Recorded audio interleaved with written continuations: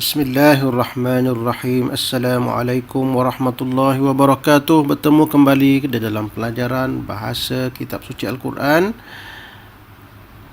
Jadi dalam pembelajaran yang lepas kita ada mempelajari berkenaan dengan kata nama pelaku, ismul fa'il, kemudian kita berpindah kepada kata nama berlebihan dan kata nama sifat ya.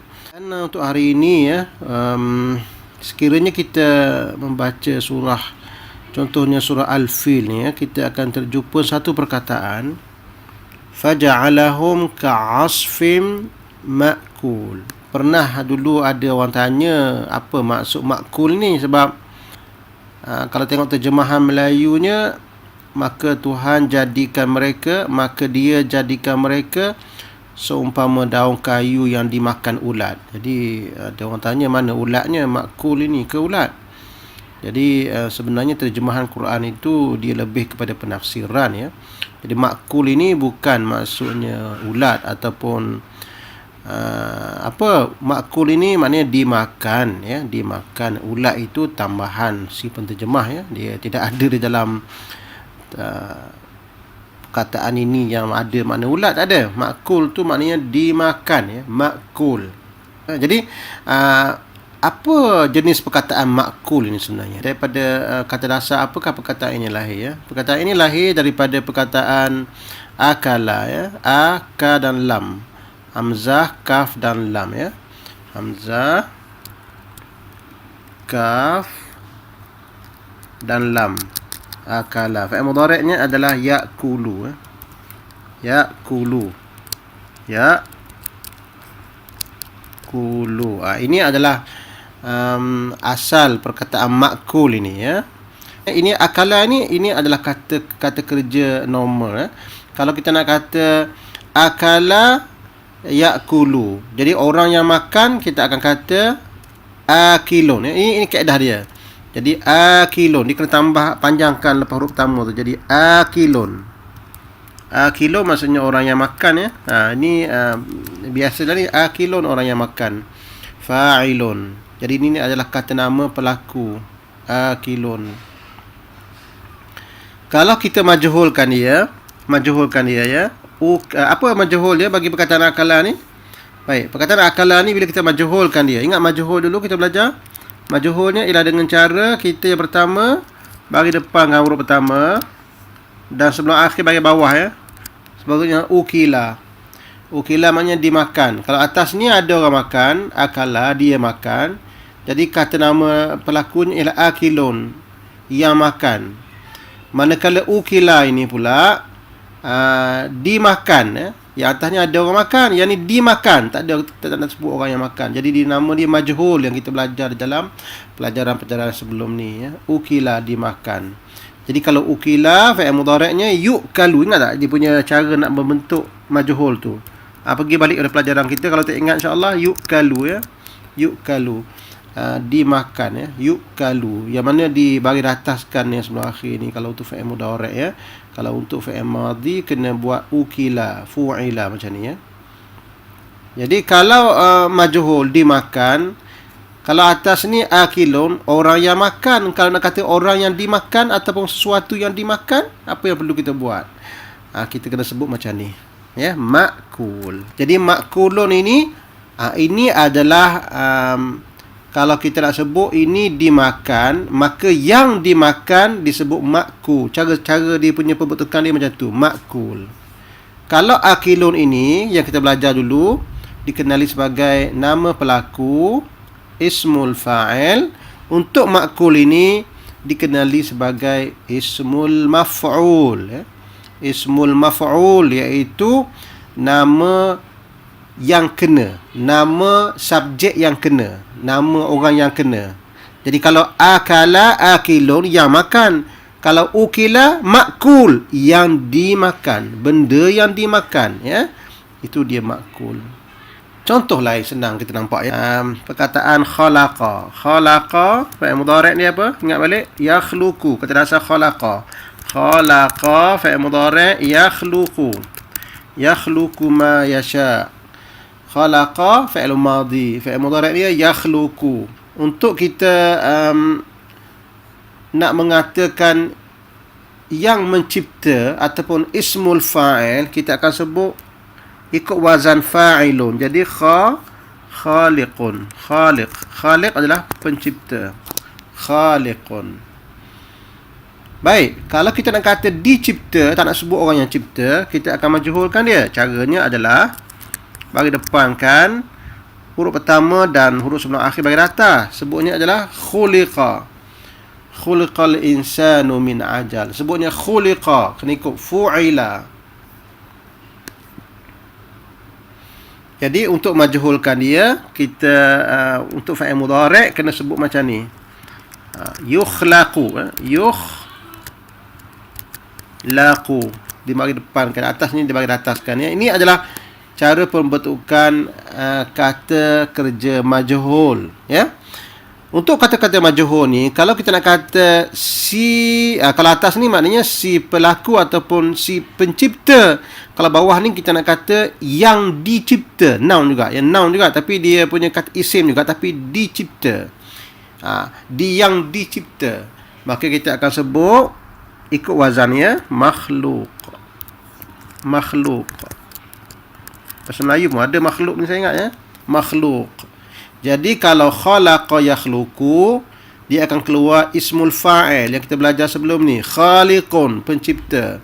Kalau khuliqa, khuliqa, ya, yang dicipta, yukhlaqu, majhul, maka untuk menjadi isim fa'il tak bolehlah sebab dia ni tak ada pembuat. Maka kita jadikan dia makhluk. Jadi makhluk ini namanya ismul maf'ul, kata nama subjek yang kena buat, yang dicipta. Jadi kalau khaliqun, pencipta, makhluk maksudnya yang dicipta. Siratal ladzina an'amta alaihim ghairil maghdubi alaihim. Perkataan al-maghdubi ini ialah ismul maf'ul. Ghain, dha dan ba ya. Jadi ghadiba ya, ghadiba bermaksud murka ya.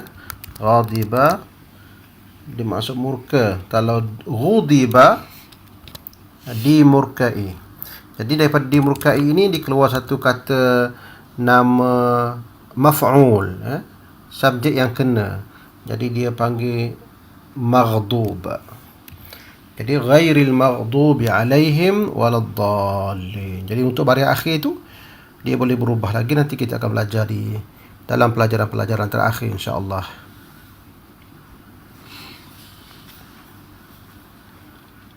Jadi sebagai kesimpulannya ialah kata nama maf'ul dan sekiranya daripada wazan nombor 1, ia terbentuk daripada kata kerja majhul, di mana ia dibentuk dengan cara melakukan sedikit operasi ke atas perkataan fu'ila ini ya. Wazan fu'ila. Jadi kalau fu'ila menjadi maf'ul ya. Maf'ul. Kalau yang ini mashhun daripada perkataan syuhina. Mab'uth daripada perkataan bu'itha. Mamluk daripada perkataan mulika. Daripada kata kerja majhul menjadi ismul maf'ul majhul. Yauma yakunun nasu kal farashil mabthuth wa takunul jibalu kal ihnil manfuth. Contohnya. Jadi semuanya itu adalah ismul maf'ul ya. Untuk pengetahuan kita ya, ini tak banyak dalam Quran, tapi adalah sikit-sikit dalam Quran ya perkataan yang seperti ini. Untuk wazan nombor 2 sehingga 9, dia macam juga ismul fa'il ya, dibuat macam ismul fa'il sebelum ni ataupun kata nama pelaku, iaitu daripada fa'il mudhari'. Cuma dia ini datang daripada fa'il mudhari' mabni lil majhul ya. Contohnya kalau arsala ya. Jadi kalau fa'il mudhari'nya arsala yursilu. Kalau majhul dia menjadi yursalu. Jadi kalau nak kata arsala yursalu yang diutuskan, kalau kita nak kata yang diutuskan ataupun orang yang diutuskan, dia akan jadi mursalun. Yang ni pula mukramun ni datang daripada perkataan yukramu, jadi mukramun. Yang ni pula daripada perkataan yuhdaru menjadi muhdarun. Contohnya lah, tapi dalam Quran tak banyak lah. Ismul maf'ul yang terbentuk daripada wazan 2, 3, 4, 5 sampailah 9. Caranya mudah aja. Ubahkan perbuatan itu kepada majhul, wazan nombor 2 sehingga nombor 9, dan letakkan mu dan kekalkan baris sebelum akhir dengan baris atas. Berbeza sedikit dengan ismul fa'il ataupun kata nama pelaku sebelum ni, di mana ain ini dibariskan bawah, ya. Yufa'ilu, mufa'ilun. Ya, ini mufa'alun. Itu beza sikit je lah, ya. Jadi yang dulunya adalah kalau isim fa'il mufa'ilun, yang ini ismu maf'ul mufa'alun. Sebab itulah kita baca surah Yasin, Yasin wal Qur'anil Hakim innaka laminal mursalina. Perkataan mursalin ini adalah contoh ismul maf'ul daripada perkataan arsala yursilu. Arsala yursilu mursilun. Tapi kalau kita nak katakan majhul, kita kena ubah fi'il madhi tu, ubah fi'il mudhari' menjadi yursalu. Letak mim je, jadi mursalun. Jadi kalau ramai-ramai, mursalin, orang-orang yang diutuskan. Sesungguhnya engkau, wahai Muhammad, adalah di kalangan orang-orang yang diutuskan, ya, bukan orang yang mengutuskan, orang yang diutuskan. Jadi itulah cara kita nak memahami ismul al-maf'ul. Tapi ini dalam Quran jarang-jarang kita jumpa, ya, ismul maf'ul ni. Tapi adalah contohnya dalam surah Al-Humazah, ya. Dalam surah Al-Humazah contohnya, wa ma adraka mal hutamah narullahil muqadah. Jadi muqadatu ni, ini adalah ismul maf'ul yang dinyalakan.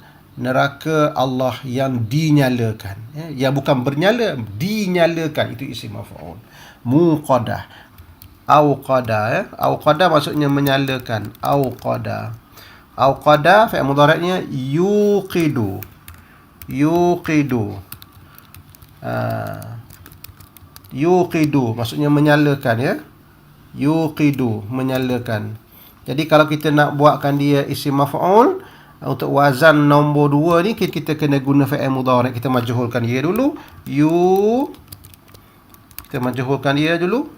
Macam nak majhulkan yuqidu, yuqadu, ya, yuqadu. Jadi kalau majhulnya terus letak mim saja, jadi letak mim saja, jadi muqadun, ya, muqadun yang dinyalakan. Jadi oleh kerana nar ini dikira perempuan ni dalam bahasa Al-Quran ni, nar ini, maka ada satu perkataan lagi ialah muqsadatun, pun sama juga, daripada kata dasar hamzah sa'dal, kemudian jatuh wazan nombor 2 yubsadu, muqsadu dan muqsadatun yang tertutup. Mumaddadah daripada perkataan maddada, daripada wazan nombor 3. Jadi kalau maddada fi'il mudhari'nya yumaddidu, kalau majhulnya yumaddadu, kalau yang dipanjangkan mumaddadah. Kalau letakkan mu dan sebelum akhir itu kita kekalkan sebagaimana fi'il mudhari' sebagaimana fi'il mudhari' al-majhul. Senang insya-Allah, tapi ini tak banyak dalam Quran, ya. Tapi yang banyaknya ialah dalam bentuk wazan nombor 1. Jadi ingat insya-Allah tu kaedah ismul maf'ul kita, iaitu kalau jumpa perkataan yang seperti ini, ya, mashhun, fil fulkil mashhun, mab'uthun, mamlukun, semuanya adalah isim maf'ul daripada wazan nombor 1 yang dibentuk melalui fi'il madhi majhul. Manakala untuk fi'il mudhari' majhul, cara pembentukan isim maf'ul dia ialah lebih kurang saja dengan isim fa'il ataupun nama pelaku sebelum ini, cuma bezanya ialah sebelum akhirnya dibarikan atas, ya. Itu sahaja untuk pelajaran kita. Lakukan kuis yang kita sediakan bersama pelajaran ini. Mudah-mudahan kita lebih memahami apa yang kita temui di dalam kitab suci Al-Quran dan doa-doa kita, insya-Allah. Assalamualaikum warahmatullahi wabarakatuh.